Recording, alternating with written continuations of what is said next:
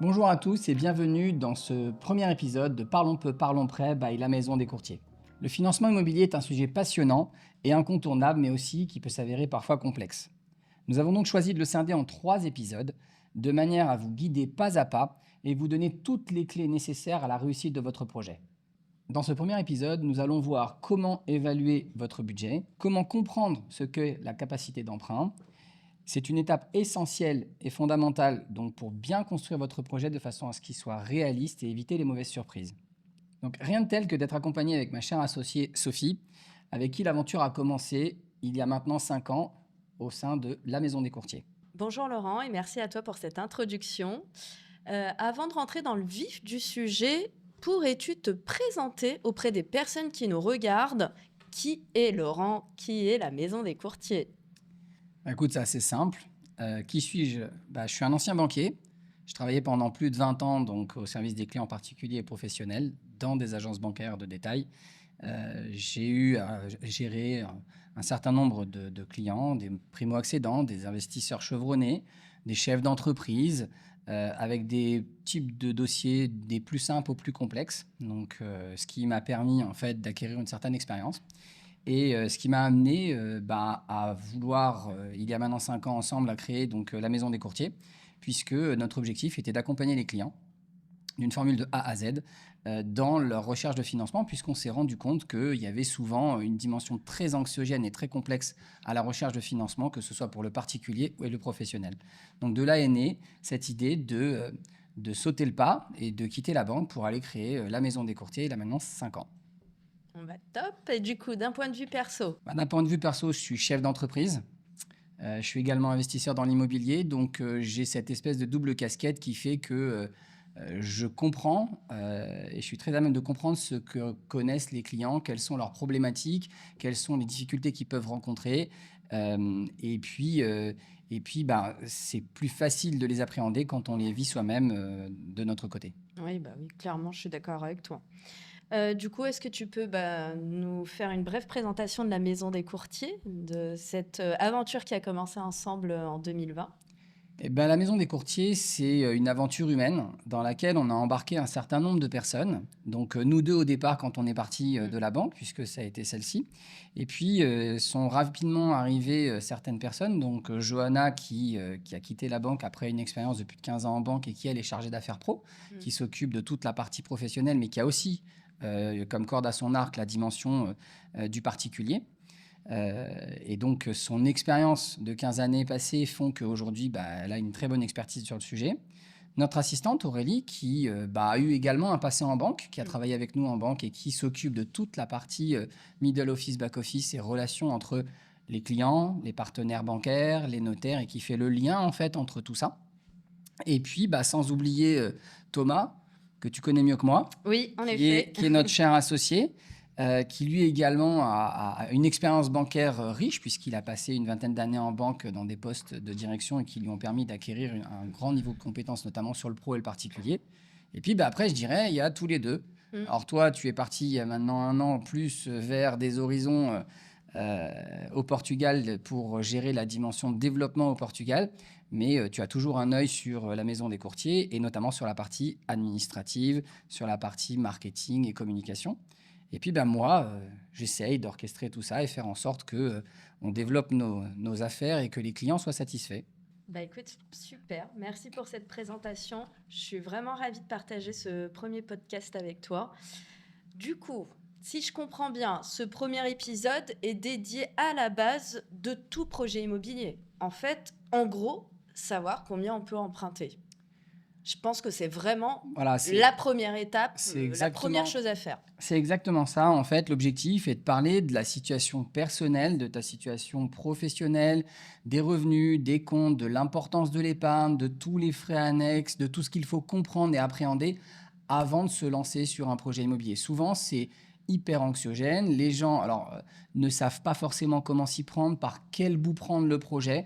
Et l'objectif de ce podcast est de faire en sorte d'éclairer les gens sur cette dimension avant-projet. Oui, parce que quand même, on trouve quand même pas mal de simulateurs sur Internet. C'est quoi ton avis sur le sujet? Le simulateur, c'est un élément qui est intéressant, qui est important. Mais ce n'est pas la seule composante d'un projet. Un simulateur, il va nous donner un taux, une durée, un montant, et puis il va nous sortir une échéance. Ça ne veut pas dire pour autant qu'il va comment dire, me permettre de savoir si mon projet est viable, si ma situation personnelle est satisfaisante, si ma situation professionnelle permet de rassurer les banques, si j'ai la capacité d'emprunter. Un simulateur, c'est une aide, mais ça ne suffit pas. Ouais. Du coup, alors, quand on parle d'analyse perso, qu'est-ce que les banques regardent exactement? Bah, la première chose que les banques vont regarder, c'est la partie familiale. Est-ce que tu es marié? Est-ce que tu n'es pas marié? Est-ce que tu es pacsé? Est-ce que tu n'es pas pacsé? Est-ce que tu vis en concubinage? Donc ça va être la partie personnelle. Elles vont regarder également toute la dimension liée aux enfants. Est-ce que tu as des enfants? Est-ce que tu n'en as pas? Pourquoi? Parce que, fonction des réponses, on ne va pas avoir les mêmes liquidités en fin de mois quand on est 4 que quand on est 2 dans un foyer. Ah bah D'accord? oui, du coup. Et elles sont très sensibles, notamment au reste à vivre. Mais aussi, surtout, au niveau de revenus et au niveau de charges. Les banques, qu'est-ce qu'elles vont regarder avant de travailler sur un dossier? C'est, grosso modo, est-ce que j'ai la capacité de pouvoir payer le prêt que je vais contracter pendant une durée de 20 ans, 25 ans, en fonction de la durée. Donc, ce qu'elles vont regarder, c'est quelle est la capacité à long terme du foyer ou du client, s'il est mono-emprunteur, à pouvoir payer ses échéances de prêt. Donc ça, c'est hyper important. Et donc, on a entendu parler il n'y a pas très longtemps de ces critères à 35%, des niveaux de reste à vivre. Ça fait partie des éléments sur lesquels on doit être attentif de façon à ce qu'on puisse présenter un dossier dans de bonnes conditions. Est-ce que, juste que ça parle à ceux qui nous regardent, est-ce que tu as un exemple, bah voilà, pour donner une idée, par exemple, un couple avec 2 enfants Oui, en effet, aujourd'hui, alors, selon les banques, les critères varient. D'accord? Mais on peut considérer, on a un exemple qui peut être donné, c'est souvent on dit que pour un couple, il faut qu'à la fin du mois, une fois qu'on ait payé ses échéances de prêt et on va dire que ce soit son loyer, son échéance de prêt conso ou ses échéances de prêt locatifs, on va se retrouver avec un reste à vivre. Ce reste à vivre, il faut qu'il soit aux environs de 800 euros pour un couple et 300 euros par enfant. Si ton niveau de charge est trop important et que même si tu es dans un endettement qui est à 30% par exemple, qui est un critère, les banques demandent à ce que le critère soit à 35% maximum. Ouais, Mais ça ne suffit pas, c'est-à-dire que certes on a le niveau d'endettement, mais on a aussi le niveau de ce qui va rester à la fin du mois pour pouvoir payer les charges courantes. Et les banques sont assez attentives à ce niveau-là. Donc grosso modo, il ne faut pas qu'on ait un niveau qui dépasse ces seuils et que les clients aient suffisamment de quoi faire face aux imprévus en fin de mois, voire même épargner. Et au niveau, alors, stabilité personnelle, est-ce que c'est un critère qui regarde le fait bah, de bouger régulièrement, par exemple, ou d'avoir plusieurs chéris? Alors ça, c'est quelque chose qui laissera les banques, on laissera l'interprétation des plusieurs chéris aux banques. Concernant la stabilité, de manière globale, la banque aime bien avoir une stabilité personnelle et professionnelle de ses clients. C'est aussi la conséquence de ce qu'il pourrait y avoir en termes de risque. C'est-à-dire que si on fait des sauts de mouton systématiquement, si on bascule de job en job, ça peut, c'est pas forcément vrai, mais ça peut laisser entrevoir une certaine instabilité financière et donc un risque de non-paiement. Parce que la question, elle est là. C'est quel est le risque de non-paiement au terme du prêt. Voilà. Donc, c'est vrai que la banque va privilégier certains types de contrats plutôt que d'autres. Mais ça ne veut pas dire que pour autant, on ne pourra pas, si on est en CDD, aller emprunter. Donc clairement, alors pour toi, qu'est-ce qui compte le plus à titre pro, quoi est-ce que du coup, il faut être forcément en CDI? Est-ce que c'est Alors, plus rassurant pour les banques bah oui, le Graal, c'est le CDI sans période d'essai et on y est depuis 20 ans dans une boîte qui gagne de l'argent, qui est pérenne Ouais. ou alors être dans la fonction publique. C'est quelque chose que les banques apprécient puisque ça notifie une certaine stabilité et ça démontre que bah voilà, le risque est minoré. Mais pour autant, ça ne veut pas dire qu'on ne peut pas emprunter quand on est saisonnier, quand on est en freelance, quand on est chef d'entreprise, où là, bah, on n'a pas de vue sur les 20 années qui arrivent. Donc, La seule chose, c'est qu'on n'appréhendra pas les dossiers de la même manière et on ne les présentera pas de la même manière. Il faut reconstituer les revenus. Sur un salarié classique, on ira sur un niveau moyen de revenus sur les 3 derniers mois, voire on va lisser sur l'année les primes, les 13e mois, etc. Sur un chef d'entreprise ou quelqu'un qui serait en saisonnier, on va aller plus loin, on va remonter 3 ans en arrière pour démontrer la stabilité des revenus et qu'il n'y a pas de risque majeur à avoir des à-coups au niveau de la rémunération des gens. Par contre, clairement, quelqu'un qui vient de se lancer à son compte, je pense qu'il faut quand même un certain historique pour pouvoir présenter un dossier en banque, quoi. Clairement, il ne faut pas qu'il... Si c'est lancé que depuis 6 mois, ça va être compliqué à quand même pouvoir... On est courtier, on n'est pas magicien. Voilà. Donc, je ne sais pas faire de tour de passe-passe. Il est vrai que si on vient de se lancer depuis 6 mois, il est difficile de se dire la boîte, elle tourne, l'entreprise, elle est rentable, il y a des perspectives d'évolution X ou Y, il y a une structure financière qui est saine, on ne peut pas le déterminer. En revanche, au bout de 2-3 ans d'activité, on a quand même un historique, on sait quelle est l'activité, on sait comment elle fonctionne, on a la capacité d'analyser sur certains types de clients professionnels, et là on est plus sur l'entreprise et le professionnel, de se dire, est-ce que c'est faisable ou est-ce que c'est pas faisable? Mais ça nécessite une analyse bien plus poussée, bien plus pointue. Et si je veux faire de l'investissement locatif, comment ils prennent en compte imagine, j'en ai déjà, voilà, je suis déjà propriétaire et je loue déjà un bien, ou éventuellement, je veux acquérir un bien pour faire de l'investissement locatif. Comment est-ce qu'ils prennent en compte ou pas les revenus? Moi, par exemple, je vais te donner un exemple. Au Portugal, les revenus existants sont pris en compte, mais par exemple, si tu veux faire de l'investissement locatif, le futur revenu n'est pas pris en compte. Comment ça marche en France? Alors, c'est un peu à géométrie variable et fonction des banques. La grande majorité des banques va intégrer les revenus existants, locatifs, d'accord, mais souvent, ils vont les sous-pondérer. C'est-à-dire qu'ils vont considérer par la sous-pondération, en disant 70-80%, c'est fonction des partenaires avec lesquels nous travaillons, ils vont les sous-pondérer pour intégrer une potentialité de non-location. Parce qu'on n'est pas à l'abri, ou de non-paiement. On n'est pas à l'abri d'un non-paiement d'un locataire. Donc, ils vont les sous-pondérer de cette manière-là. D'accord ?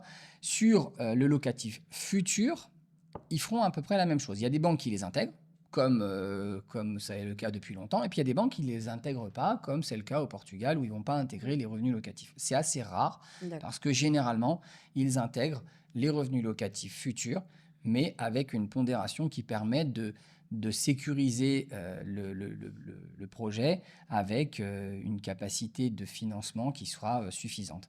Pour autant, à côté de ça, ils vont intégrer tout ce qui est revenu, tout ce qui est prime, tout ce qui concerne les revenus locatifs existants, etc. Sachant que petite note sur les primes, il faut qu'elles soient récurrentes ou qu'on ait la capacité d'avoir une vision annuelle en se disant il touche tous les ans à peu près cette volumétrie de primes. C'est faut pas que ce soit une ponctuel. fois dans l'année, voilà. Il ne faut pas que ça soit une fois seulement sur 3 ans. Ok. Et alors du côté, je pense qu'on a fait le tour sur la partie revenus. Là, j'ai pas d'autres questions, mais du coup, au niveau, souvent, on nous demande les 3 derniers extraits de compte. Du coup, ça donne quoi? En fait, qu'est-ce qu'ils regardent clairement sur les extraits de compte? Regarde ce que tu fais tous les jours. Non, je plaisante. Non, en fait, ce qui est important de savoir, c'est que la banque, quand elle finance un client, elle va chercher à financer des gens qui ont un comportement bancaire qui soit, on va dire, bon père de famille, d'accord, pour minimiser le risque. Elles vont regarder, bien évidemment, si tu as une gestion saine, si tu n'as pas des écarts de fonctionnement, si tu n'as pas du découvert, des commissions d'intervention, des incidents de paiement, des rejets, ou encore des choses qui peuvent être exotiques comme des utilisations de paris en ligne ou des choses de genre, qui peuvent s'avérer être quelque chose de risqué. Donc la première chose que va regarder la banque, c'est dans le fonctionnement du compte, si on a une gestion saine, rigoureuse, et prudente. Voilà. Ça, c'est hyper important, c'est-à-dire que c'est la base de toute analyse de dossier. Si on se retrouve avec des incidents de paiement, c'est un clignotant rouge qui va faire que la banque risque de ne pas aller plus loin dans l'analyse. Ok, donc il faut que je sois tout le temps, enfin, il faudrait que mon compte soit tout le temps créditeur ou je peux quand même faire un peu de découvert. Alors, il y a découvert et découvert. Il y a un petit écart et puis il y a le grand écart. Il faut éviter les incidents. C'est-à-dire Ouais, que si on a un petit découvert de 200 euros, mais qu'on rentre dans l'autorisation parce qu'on a un décalage de trésorerie, c'est pas quelque chose qui est grave et qui posera un problème ou préjudice dans le montage du dossier. En revanche, si on a des incidents de paiement avec des montants au-delà des autorisations de découvert qui sont mises sur les comptes, là, par contre, ça peut avoir une conséquence assez importante. ok. Et parlons du saut de charge. Qu'est-ce que c'est exactement? C'est quelque chose qui revient dans l'analyse. Est-ce que tu peux m'expliquer, enfin nous expliquer clairement En ce fait, que c'est? c'est assez simple. La banque, quand elle analyse un dossier, elle va regarder si tu es locataire ou propriétaire. Et puis, elle va regarder ta charge fixe. C'est-à-dire Mhm. si tu as 800 euros, 900 euros par mois de charges fixes, de loyer ou d'échéance de prêt. Sur le nouveau financement, ce qu'elle va analyser, c'est quelle est ta capacité à pouvoir supporter plus d'échéances. Imaginons, tu as un loyer de 800 euros et je passe à 1100 euros d'échéance de prêt. La banque, elle va s'assurer que dans ton fonctionnement à aujourd'hui, d'accord, tu aies la capacité de fonctionner sans aucune difficulté à absorber ces 300 euros d'écart. Donc, soit tu épargnes, soit tu as un niveau d'endettement avec des revenus qui ont augmenté, qui fait que tu te retrouves à pouvoir les absorber. Mais c'est quelque chose qui est important, ce n'est pas un élément discriminant, mais c'est quelque chose qui est important dans l'analyse globale du dossier pour se dire, ben voilà, est-ce qu'il a la capacité réellement de pouvoir supporter cette nouvelle échéance? Au-delà de l'endettement, on pourrait avoir quelqu'un qui, à la fin du mois, est tout dépensé de manière systématique, tous les mois, tous les mois, tous les mois, tous les mois, et qui est pour autant 30% d'endettement, mais qui fait que de par son comportement bancaire et la manière dont il vit, ne pourra pas supporter ce saut de charge de 300 euros, par Ok, exemple. ok, parfait. Et alors, moi, je sais hein, que l'épargne joue un rôle important dans un projet IMO. Pourquoi c'est si essentiel en fait? Comment ça marche du côté apport personnel? On parle souvent d'épargne, d'apport personnel. Alors, Est-ce que tu on peux... a connu un temps avant où l'épargne et l'apport étaient quelque chose de obligatoire. D'accord? On ne pouvait pas acheter, il y a une trentaine d'années, on ne pouvait pas acheter si on n'avait pas à minima ce qu'on appelle les frais de notaire. Et les banques ne prêtaient pas au-delà d'un certain montant. On a connu une autre époque Mm. où les banques ont financé à 110% en finançant tout. Moi, j'avoue, mon premier achat, c'était comme ça. Eh bien, écoute, tu as bien eu de la chance parce que cette époque est révolue. Pour plusieurs raisons, c'est que les banques ont réduit la voilure sur cette partie-là, et puis il y a des contraintes réglementaires aujourd'hui qui imposent, on ne va pas rentrer dans les éléments techniques, à ne pas dépasser une certaine quotité de financement par rapport à la valeur du bien. Donc, pourquoi il faut mettre des sous de côté? C'est très simple. Parce que le jour où on va acheter, si on achète un bien à 200 000 euros, eh ben on va avoir des frais qu'on appelle de notaire, on va avoir des frais de garantie, on va avoir des frais de dossier, on peut avoir des frais annexes qui peuvent se greffer au prix d'achat, et ces frais-là, les banques ne les financent plus, ou très Ok. peu. D'accord? Faut Donc, compter combien à peu c'est à peu près? près 10%, c'est-à-dire qu'il faut avoir un minima 10% d'apport de façon à ce qu'on puisse avoir un dossier qui soit présenté dans de bonnes conditions. N'oublions pas que quand on présente un dossier à une banque, il faut qu'on mette tous les éléments de notre côté pour pouvoir finaliser le dossier et aller au bout. Ok. Donc, plus on a d'apport, mieux c'est. Et la cerise sur le gâteau, si on a une petite épargne résiduelle et qu'on ne met pas tout son argent dedans, les banques aiment bien parce que ça permet aussi de conforter, parce que quand on achète une maison, tu le sais très bien, Mm. derrière, on a toujours un petit dépassement de travaux, un petit ceci, un petit cela, des petites améliorations, l'ameublement. Et donc, c'est toujours mieux d'avoir une petite épargne de précaution, ce qui va rassurer la banque, mais ce qui est aussi un point important pour le client. Ok. Donc, juste pour visualiser tout ça, imagine moi j'ai 30 000 euros de côté, j'achète un bien à 200 000 euros. Donc, grosso modo, vu qu'il faut 10% pour les frais annexes, donc ça veut dire que je dois mettre au moins 20 000 euros dans le projet. Et dans l'idéal, bah là, il me reste 10 000 euros de côté après avoir acheté ce bien. Donc ça, c'est, on va dire, c'est l'idéal, quoi. Ouais, ce serait l'idéal dans le sens où ça te permet de garder une épargne de précaution au cas où un véhicule a changé ou que sais-je, Des travaux en ou un plus. aménagement ou des travaux. Mais tout ça, c'est conditionné également par le niveau d'endettement. C'est-à-dire qu'il faut que la somme que l'on emprunte soit sur la durée d'emprunt, fasse que tu aies une échéance de prêt qui rentre dans les critères d'endettement, comme on a vu précédemment, à savoir 35%. Eh ben écoute, merci Laurent pour toutes ces explications. Alors, pour résumer, dans cet épisode, on a vu comment analyser la situation personnelle et professionnelle, les revenus, l'épargne et les normes bancaires à respecter. Bah, écoute, tout à fait. Préparer ces éléments en amont, c'est la clé pour bien construire un projet immobilier solide et pour assurer les banques. Dans les prochains épisodes, on évoquera donc l'étape qui suit, comment s'y prendre quand on a trouvé son bien, notamment l'élément important, la signature du compromis de vente, la constitution de son dossier de financement, qui est une étape clé. Et donc, bien évidemment, restez à l'écoute et si vous avez des questions, n'hésitez pas, cliquez juste en bas.